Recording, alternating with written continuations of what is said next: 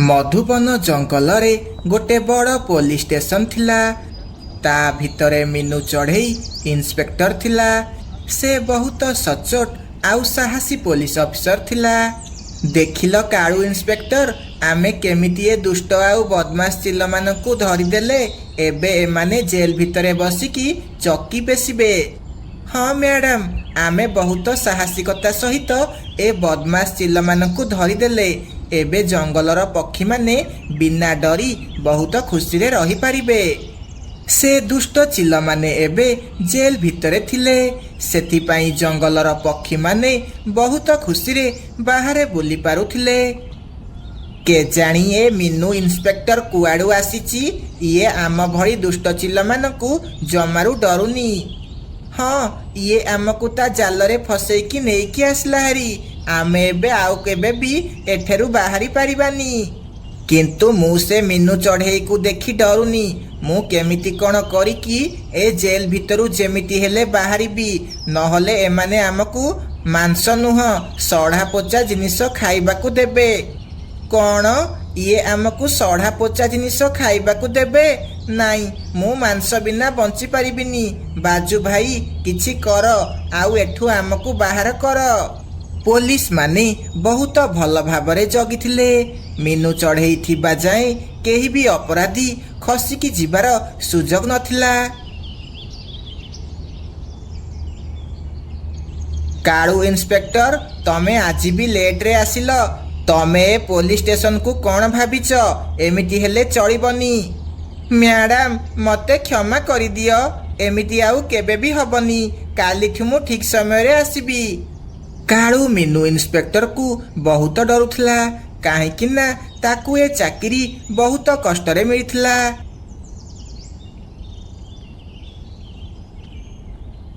माँ, मु केबेठु school GB.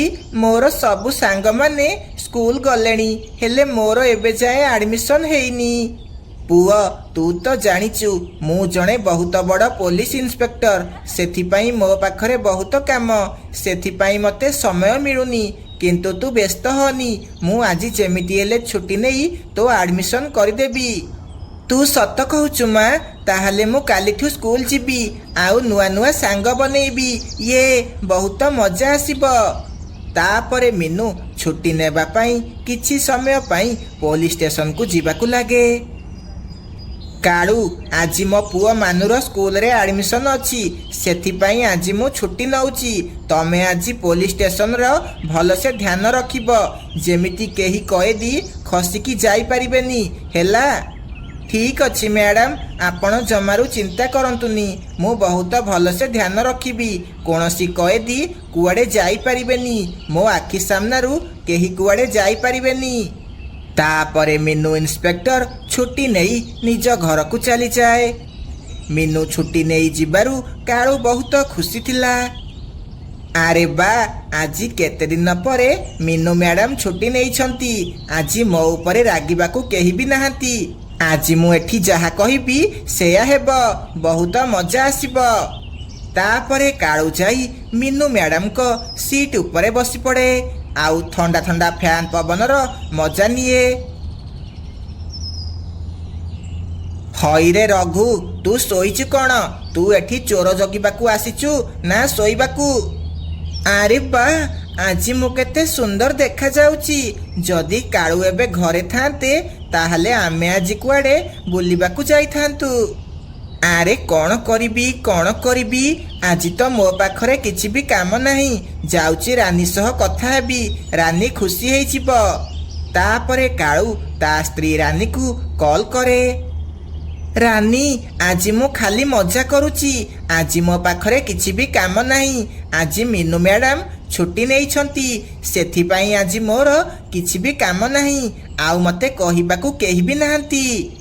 ताहले तम पाखरे आज किछि भी काम नहीं, ताहले तमे घर को आसी जाओ। आमे दुई जण मिसिकी गुपचुप खाइबाकू जिबा।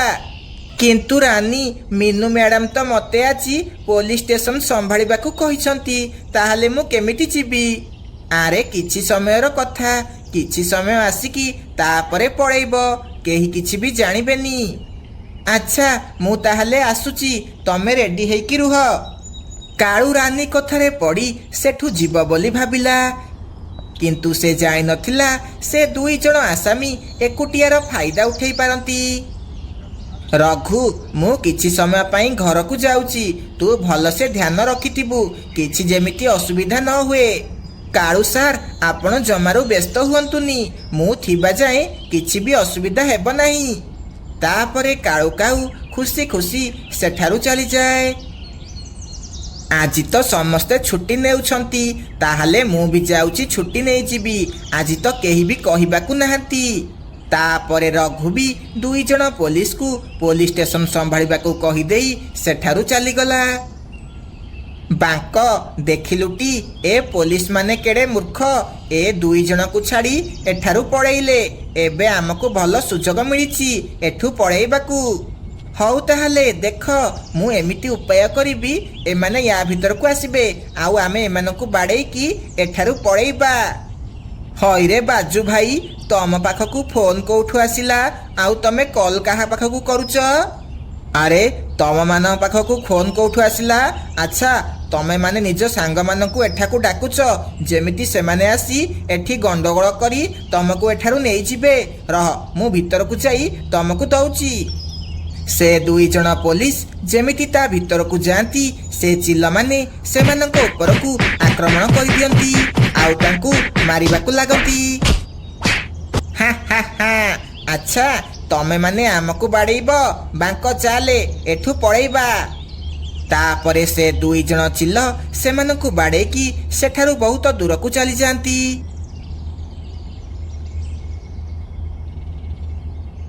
ମିନୁ ଇନ୍ସପେକ୍ଟର ତା ପରଦିନ ଯେତେବେଳେ ପୋଲିସ ଷ୍ଟେସନକୁ ଆସନ୍ତି, କାଳୁ, ଇଏ ତୁ କ'ଣ କଲୁ?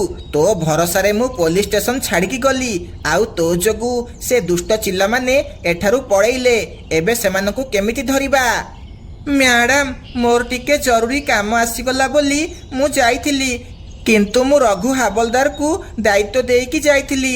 ରଘୁ, ତୁ କ'ଣ ଶୋଇପଡ଼ିଥିଲୁ? ଇଏ ସବୁ କ'ଣ ହେଲା?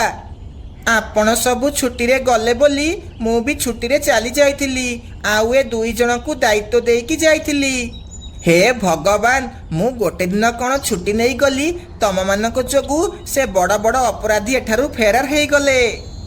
ମ୍ୟାଡାମ, ଆମକୁ କ୍ଷମା କରିଦିଅ, ଆମମାନଙ୍କ ଅଳସୁଆମୀ ଯୋଗୁଁ ଆଜି ଏମିତି ହେଇଗଲା। କାଳୁ, ମୁଁ ତୋ ଉପରେ ଭରସା କରିକି ପୁରା ପୋଲିସ ଷ୍ଟେସନ ଛାଡ଼ିକି ଯାଇଥିଲି, ଏବେ ମୁଁ କିଛି ବି ଜାଣିନି, ମୋତେ ସେ ଅପରାଧୀମାନେ ଦରକାର। ତୁ ଯୋଉଠୁ ହେଲେ ସେମାନଙ୍କୁ ଆଣିକି ଆସେ, ନହେଲେ ମୁଁ ତତେ ଏ ପୋଲିସ ଷ୍ଟେସନରୁ ବାହାର କରିଦେବି। ନାଇଁ ନାଇଁ ମ୍ୟାଡାମ, ଏମିତି କରନ୍ତୁନି, ମୋତେ ଏ ଚାକିରି ବହୁତ କଷ୍ଟରେ ମିଳିଛି, ମୁଁ ଆପଣଙ୍କୁ କଥା ଦଉଛି, ମୁଁ ଆଜି ରାତି ସୁଦ୍ଧା ସେ ଦୁଷ୍ଟ ଚିଲମାନଙ୍କୁ ଧରିକି ଆଣିବି। ଏହା କହି କାଳୁ କାଉ ସେ ଚୋରମାନଙ୍କୁ ଖୋଜିବାକୁ ଚାଲିଯାଏ। ମିଟୁ ଭାଇ, କାଲି ତମେ ଦ୍ୱିପହରେ ଦୁଇଟି ଚିଲଙ୍କୁ ଏଠୁ ଦୌଡ଼ିକି ଯିବାର ଦେଖିଥିଲ କି? ହଁ ହଁ, ମୋର ମନେ ପଡ଼ିଲା, କାଲି ଦୁଇଟି ଚିଲ ଏଠାରୁ ଦୌଡ଼ିକି ଯାଉଥିଲେ, ଏଇ ସାମ୍ନା ଆଡ଼କୁ ଯାଉଥିଲେ, ମୁଁ ଦେଖିଛି। ମିଟୁ କଥା ଶୁଣି କାଳୁ କାଉ ଆଗକୁ ଯିବାକୁ ଲାଗେ। ହଁ ହଁ, ମୁଁ ଦେଖିଛି ସେମାନଙ୍କୁ, ସେମାନେ ସେ ଆଗ ଆଡ଼କୁ ଦୌଡ଼ିକି ଯାଉଥିଲେ, ମୋତେ ଲାଗୁଛି ଆଗରେ ଯୋଉ ପାହାଡ଼ ଅଛି ସେମାନେ ସେଇଆଡ଼େ ଯାଇଛନ୍ତି।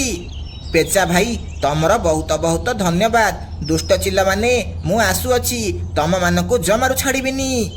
ତାପରେ କାଳୁ କାଉ ଗୋଟେ ଡ୍ରେସ୍ ଦୋକାନରୁ ଚିଲର ଡ୍ରେସ୍ ଆଣିକି ଆସେ, ଆଉ ତାକୁ ପିନ୍ଧି ପକାଏ। ତାପରେ କାଳୁ ଗୋଟେ ମାଂସ ଖଣ୍ଡ ଧରି ପାହାଡ଼ ଆଡ଼େ ଯିବାକୁ ଲାଗେ। ଆରେ, ମୁଁ ତ ଶୁଣିଥିଲି ପାହାଡ଼ ଆଡ଼େ ବହୁତ ସାରା ଚିଲ ରହୁଛନ୍ତି, କିନ୍ତୁ ଏଠି ତ ଗୋଟେ ବି ଚିଲ ନାହାନ୍ତି। ଆରେ ବାଙ୍କ, ଇଏ କୋଉ ଚିଲ ଯିଏ ଆମମାନଙ୍କୁ ଖୋଜୁଛି? ଚାଲ ଆମେ ତା ପାଖକୁ ଯିବା ଆଉ ତାକୁ ପଚାରିବା। ତାପରେ ସେମାନେ ଦୁଇ ଜଣ ନୂଆ ଚିଲ ଭାବି କାଳୁ କାଉ ପାଖକୁ ଯାଆନ୍ତି। କିଏ ତୁ? ଆଉ ଏମିତି ଚିଲମାନଙ୍କୁ କ'ଣ ପାଇଁ ଖୋଜୁଛୁ? ଆରେ ଚିଲ ଭାଇମାନେ, ମୁଁ ସକାଳେ ଗୋଟେ ଶିକାର କରିଥିଲି, ମୁଁ କିଛି ମାଂସ ଖାଇଦେଲି, ଆଉ ମୋ ପାଖରେ କିଛି ମାଂସ ବଳିଥିଲା, ସେଥିପାଇଁ ମୁଁ ଏ ବାକି ଥିବା ମାଂସ କାହାକୁ ଦେବାକୁ ଚାହୁଁଥିଲି, ସେଥିପାଇଁ ତମମାନଙ୍କୁ ଖୋଜୁଥିଲି। ଆଚ୍ଛା ଠିକ୍ ଅଛି, ଆମେମାନେ ବହୁତ ଭୋକିଲା ଅଛୁ, ଏ ମାଂସ ଆମକୁ ଦେଇଦିଅ, ଆମେ ଦୁଇ ଜଣ ଖାଇବୁ। ତାପରେ ସେ ଦୁଇ ଜଣ ସେ ମାଂସକୁ ଖାଇବାକୁ ଲାଗନ୍ତି। କିଛି ସମୟ ପରେ ସେମାନେ ଦୁଇ ଜଣ ବେହୋସ ହେଇଯାଆନ୍ତି କାହିଁକି ନା ସେ ମାଂସରେ କାଳୁ କାଉ ବେହୋସ ହେବାର ମେଡିସିନ ମିଶେଇଥିଲା। ମତେ ଠକିକି ଯାଇଥିଲ ନା, ଏବେ କୁଆଡେ ଯିବ? ମୁଁ ହେଉଛି ଇନ୍ସପେକ୍ଟର କାଳୁ, ମୋଠୁ ବଞ୍ଚିବା ଇମ୍ପସିବୁଲ। ତାପରେ କାଳୁ ସେମାନଙ୍କୁ ପୁଣି ଥରେ ନେଇ ହାଜତରେ ପୂରେଇ ଦିଏ। ଏମିତି କାଳୁ ତା ବୁଦ୍ଧି ବଳରେ ସେ ଦୁଷ୍ଟ ଚିଲମାନଙ୍କୁ ହାଜତରେ ପୂରେଇ ଦିଏ। ଗୋଟିଏ ଦିନ ମିଟୁ ଶୁଆ ଆଉ ସୋନୁ ଚଢ଼େଇ ଜଙ୍ଗଲକୁ କାଠ ହାଣିବାକୁ ଯାଇଥିଲେ। କିଛି ସମୟ କାଠ ହାଣିବା ପରେ ତାଙ୍କୁ ବହୁତ ଜୋରେ ଶୋଷ ଲାଗିଲା। ଆରେ ସୋନୁ ଭାଇ, ମତେ ବହୁତ ଜୋରେ ଶୋଷ ଲାଗିଲାଣି, ଚାଲୁନ ପାଣି ପିଇକି ଆସିବା। ମତେ ବି ବହୁତ ଜୋରେ ଶୋଷ ଲାଗିଲାଣି, ହେଲେ ଆମେ ତ ଏ ଜଙ୍ଗଲ ବିଷୟରେ କିଛି ତ ଜାଣିନେ। ଏଠି କୋଉଠି ନଦୀ ଅଛି ଯେ ଆମେ ପାଣି ପିଇବା? ସୋନୁ ଭାଇ, ମତେ ସେପଟ ଆଡ଼ୁ କିଛି ପାଣିର ଶବ୍ଦ ଆସୁଛି, ଲାଗୁଛି ସେଇଆଡ଼େ ବୋଧେ ନଦୀ ଅଛି, ଚାଲ ଯିବା। ଏହା କହି ସେମାନେ ନଦୀକୁ ପାଣି ପିଇବାକୁ ଯାଆନ୍ତି। ବାଟରେ ଗଲାବେଳେ ସେମାନେ ଗୋଟେ ବଡ଼ ଆଉ ବିଚିତ୍ର ଆମ୍ବ ବଗିଚା ଦେଖନ୍ତି। ସେ ଗଛରେ ସୁନାର ଆମ୍ବ ଫଳିଥିଲା। ଆରେ ଦେଖ, ଏ ଗଛରେ କେମିତି ବିଚିତ୍ର ପ୍ରକାର ଆମ୍ବ ସବୁ ହେଇଛି। ହଁ ମିଟୁ ଭାଇ, ଏ ଆମ୍ବ ସବୁ ସୁନାର ଲାଗୁଛି, ଚାଲ ଆମେ ଏ ଆମ୍ବ ସବୁ ତୋଳିକି ନେଇଯିବା ଆଉ ୟାକୁ ବିକି ମାଲାମାଲ ହେଇଯିବା। ହଁ ସୋନୁ, ତୁ ଠିକ କହିଲୁ, ଏବେ ଆମକୁ ଆଉ କାଠ ହାଣିବାକୁ ଯିବାକୁ ପଡ଼ିବନି। ଏବେ ଆମେ ଏ ସୁନାକୁ ବିକି ଜଙ୍ଗଲର ସବୁଠୁ ଧନୀ ପକ୍ଷୀ ହେଇଯିବା। ଏହା କହି ସେମାନେ ଦୁଇ ଜଣ ବହୁତ ସାରା ସୁନା ଆମ୍ବ ତୋଳି ଦିଅନ୍ତି ଆଉ ତାକୁ ନେଇ ଘରକୁ ଯିବାକୁ ଲାଗନ୍ତି। ସକାଳ ହେଉ ହେଉ ସେମାନେ ସବୁ ଆମ୍ବ ନେଇ ବଜାରରେ ବିକି ଦିଅନ୍ତି ଆଉ ପଇସା ନେଇ ଘରକୁ ଆସନ୍ତି। ଆରେ ସୋନୁ, ଏ ସୁନା ଆମ୍ବ ତ ଆମ ଜୀବନ ବଦଳେଇ ଦେଲା। ଆମେ ଆଜି ରାତିରେ ପୁଣି ଥରେ ସେଠାକୁ ଯିବା ଆଉ ସବୁଯାକ ସୁନା ଆମ୍ବ ଆଣିକି ଆସିବା। ନାଇଁ ନାଇଁ ମିଟୁ, ଯଦି କିଛି ଅସୁବିଧା ହେବ? ଆରେ କିଛି ଅସୁବିଧା ହେବନି, ସେଠି ତ କେହି ବି ନାହାନ୍ତି। ଭଗବାନ ଆମକୁ ଏତେ ବଡ଼ ମୌକା ଦେଇଛନ୍ତି, ଆମେ ଯଦି ହାତ ଛଡ଼ା କରିଦେବା ତାହେଲେ ଆମଠୁ ବଡ଼ ମୂର୍ଖ ଆଉ କେହି ବି ନାହାନ୍ତି। ହଉ ଠିକ ଅଛି, ଆଜି ରାତିରେ ଯିବା। ରାତିରେ ସେମାନେ ଦୁଇ ଜଣ ସେ ଆମ୍ବ ବଗିଚା ଆଡ଼କୁ ଯିବାକୁ ଲାଗନ୍ତି। କିଛି ସମୟ ପରେ ସେମାନେ ଆମ୍ବ ବଗିଚାରେ ପହଞ୍ଚି ଯାଆନ୍ତି ଆଉ ଆମ୍ବ ତୋଳିବାକୁ ଲାଗନ୍ତି। ସେତିକି ବେଳେ ଗୋଟେ ଭୟାନକ ଶବ୍ଦ ହୁଏ ଆଉ ଗୋଟେ ଚଢ଼େଇର ଆତ୍ମା ସେଠାକୁ ଆସେ। ଆଚ୍ଛା, କାଲି ତମେ ଦୁଇ ଜଣ ଆସି ମୋ ଆମ୍ବ ସବୁ ଚୋରେଇକି ନେଇଛ। କାଲି ମୁଁ ଏଠି ନଥିଲି ବୋଲି ତମେ ମାନେ ବଞ୍ଚିକି ପଳେଇଲ, କିନ୍ତୁ ଆଜି ତମମାନଙ୍କୁ ମୋଠୁ କେହି ବି ବଞ୍ଚେଇ ପାରିବେନି। ଆଜି ମୁଁ ତମମାନଙ୍କୁ ଜମାରୁ ଛାଡ଼ିବିନି। ଆରେ ଇଏ ତ ଗୋଟେ ଭୟାନକ ଚଢ଼େଇର ଆତ୍ମା, ଆମେ ଜାଣିନଥିଲୁ ଏଇଟା ତମ ଗଛ ବୋଲି। ଆମକୁ କ୍ଷମା କରିଦିଅ, ଆମେ ଆଉ ଏଠାକୁ କେବେ ବି ଆସିବୁନି। ତତେ ମୁଁ ସକାଳେ ମନା କରିଥିଲି ଆମେ ସେଠାକୁ ଯିବାନି ବୋଲି, କିନ୍ତୁ ତୁ ମୋ କଥା ଶୁଣିଲୁନି। ଏବେ ଆମର କ'ଣ ହେବ? ଏମିତି କେମିତି ଛାଡ଼ିଦେବି? ମୁଁ କେତେ ଦିନ ହେଲା ପକ୍ଷୀମାନଙ୍କର ଅପେକ୍ଷା କରିଥିଲି, ଆଉ ତମକୁ ମୁଁ ଛାଡ଼ିଦେବି? ଏହା କେବେ ବି ହେଇପାରିବନି।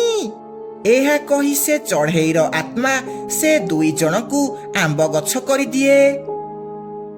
ଏବେ ତମେ ମାନେ ମୋ ଜାଲରୁ ବଞ୍ଚିକି ଯାଇପାରିବନି।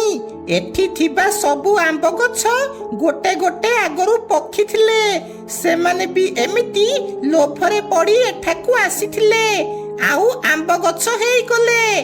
ଆଉ ଏବେ ତମକୁ ବି ଦେଖି କିଛି ପକ୍ଷୀ ଏଠାକୁ ଆସିବେ ଆଉ ସେମାନେ ବି ଆମ୍ବ ଗଛ ହେଇଯିବେ।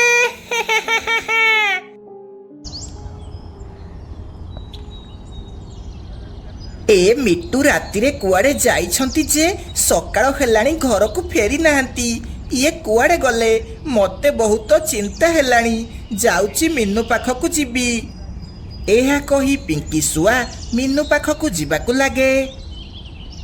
ମିନୁ ଭଉଣୀ, ମିଟୁ କାଲି ରାତିରୁ କୁଆଡେ ଯାଇଛନ୍ତି ଯେ ଏବେ ଯାଏଁ ଘରକୁ ଫେରି ନାହାନ୍ତି।